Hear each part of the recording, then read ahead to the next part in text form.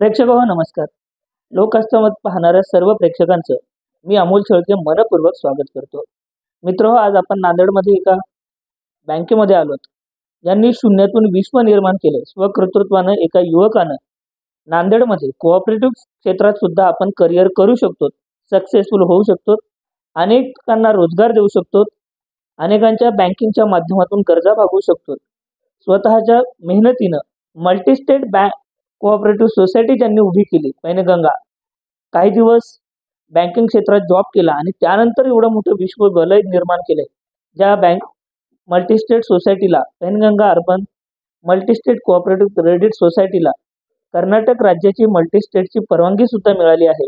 असं एवढं मोठं बँकिंग क्षेत्रातलं विश्व निर्माण करणारे युवा उद्योजक, युवा बँकर आपल्या सोबत आहेत, ज्यांना कॅलिफोर्निया युनिव्हर्सिटीकडून बँकिंग क्षेत्रातली पदवी मिळाली आहे. अशा अनेक गौरवोद्गार असणाऱ्या प्रेक्षकांच्या वतीनं साहेबांचं स्वागत करतो. सर नमस्कार. तर सुरुवातीला आपण या क्षेत्रात उतरण्यापूर्वी किंवा आपली सुरुवात कशी काय झाली? सुरुवात मी आधी गोदावरी अर्बन 4 वर्ष काम केलेलं आहे. 4 वर्ष काम केल्यानंतर ही एक मनात खंत होती की आपण काहीतरी लोकांसाठी करावं, कारण काही कस्टमरच्या गरजा पूर्ण होत नव्हत्या. की आपण लोकांकडे असल्यामुळं आपल्याला त्या गरजा आपल्या म्हणण्याप्रमाणे करता येत नव्हत्या. म्हणून आपण याच्यात काहीतरी लोकांची सेवा करावी यासाठी आपण या क्षेत्रात उतरलेलो आहोत. मुळात सर तुम्ही अगोदर या क्षेत्रात जॉब केला, नोकरी केली. हा जॉब करण्याच्या सुरुवातीला शालेय जीवनापासून आपण बँकिंग क्षेत्रातच उतरावं किंवा दुसरं काही करिअर करावं किंवा एकंदरीत ते बॅकग्राऊंड कसं होतं? नाही, तसं काही मी माझ्या मनात पकडलेलंही नव्हतं. आणि ज्यावेळेस मी तिथे जॉब करत होतो त्यावेळेस मला ह्या समाजाच्या जनतेच्या अडचणी, गोरगरिबाच्या अडचणी जाणवल्या. त्यानंतर मी या क्षेत्रात करिअर करवण्याचं ठरवलं. मी 200 रुपयापासून सुरुवात केली आणि बँकिंग टाकते वेळेस माझ्याकडे तेवढे पण पैसे पण नव्हते. मी एक शेतकरी कुटुंबातील गरीब घरचा मुलगा असल्यामुळे आणि माझ्यासोबत कस्टमरचा बेस होता. मी त्याच्यावर एवढं मोठं पाऊल उचललं. शेतकऱ्याचा कष्टकऱ्याचा मुलगा असल्यामुळे शेतकऱ्याचे कष्ट, कष्टाची जाणीव आणि त्या शेतकऱ्याच्या कष्टाला बाजारात मागच्या अनेक वर्षांपासून देश स्वातंत्र्य होऊन आज आपण अमृत महोत्सव साजरा करतो. 75 वर्षापासून शेतकऱ्यांची खंत आहे. मालाला हमी भावच मिळत नाही. पेरणीच्या खर्चाप्रमाणे उत्पन्न होत नाही.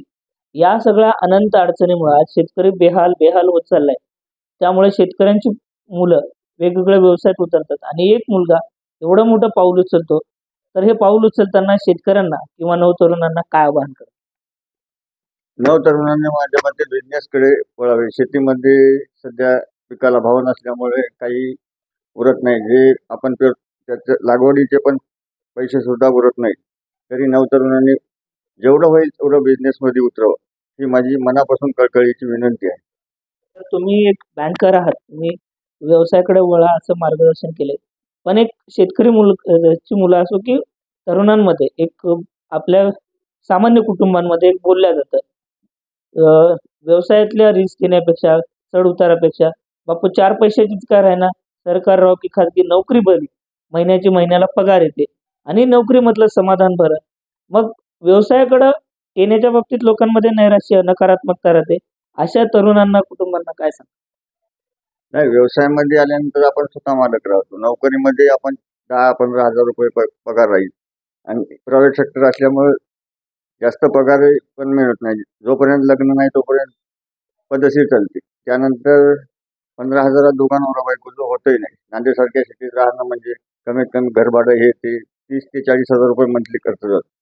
तरी माझ्या मतानं नवतरुणानं व्यवसायाकडे वळावं.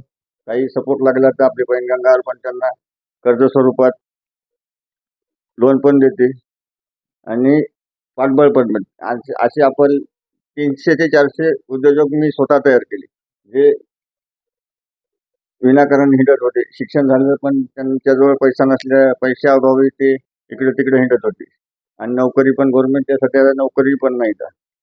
आपण 300 ते 400 रोजगार उपलब्ध केले, म्हणजे बिझनेस उभे केले आणि आपल्या जवळपास 15 शाखामध्ये 400 ते 500 रोजगार आपण आपल्या नवतरुणाला दिलेले आहेत.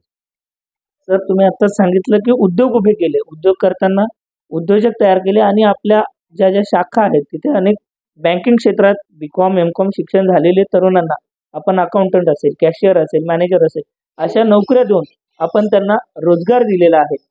तर हा रोजगार देत असताना ही बँकिंग क्षेत्र चालवत असताना संपूर्ण हा कार्यक्रम पाहणाऱ्या आणि आपल्या बँकेत एफ.डी करू इच्छिणाऱ्या ग्राहकांना किंवा आपल्याशी जोडू इच्छिणाऱ्या सगळ्या ग्राहकांना सगळ्यांना काय सांगाल? संदेश काय द्याल?